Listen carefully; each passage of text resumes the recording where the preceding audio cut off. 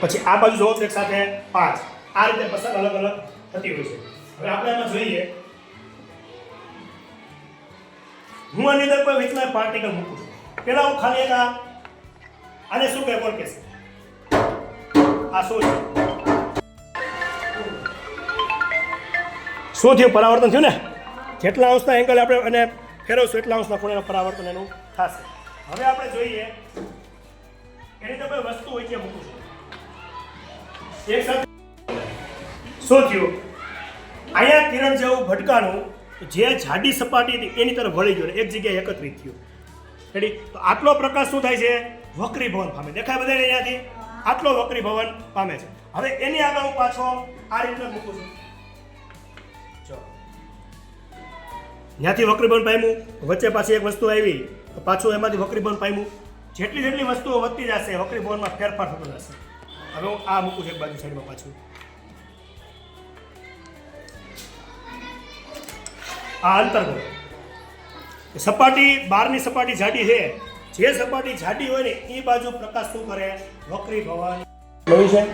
અને આ ઇન્સ્ટ્રુમેન્ટ છે એ આપણા માટે પ્રકાશ સમજવા માટે તમે તે એવું સમજો પ્રકાશને શું કરે? સીધી રેખામાં જ ગતિ કરે. પણ તમે જ્યારે પાણીમાં જુઓ, હવામાં જુઓ, અલગ અલગ પદાર્થમાં પ્રકાશનું વક્રીભવન અલગ અલગ હોય. ખ્યાલ આવ્યો બધાને? દરિયાની અંદર તમે માછલીને જોવો છો, કોઈ વ્યક્તિ જોવો છો તો એની સાઈઝ જે મોં સાઈઝ છે એનામાં ફેરફાર દેખાશે. શું કામ?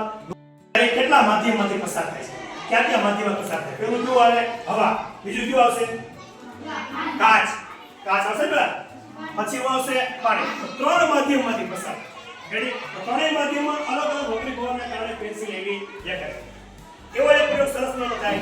પાણીનો ગ્લાસ હોય, નીચે સિક્કો મૂકી ઉપર પાણી નાખશો તમે, સિક્કો ગાયબ થઈ જશે. નોંધ કરો. અહીંયા આપણે ચેન્જ કરું છું માધ્યમમાં. જો આમાં ફેરફાર દેખાડો.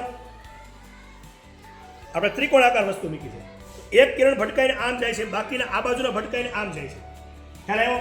તો વક્રીભવનની ઘટના અલગ અલગ માધ્યમમાં અલગ અલગ થાય છે.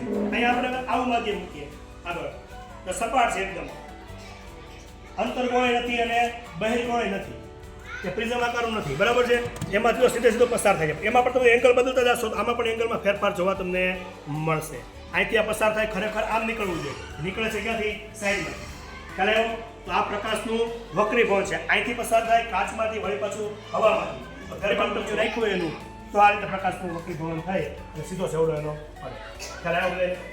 ક્લિયર?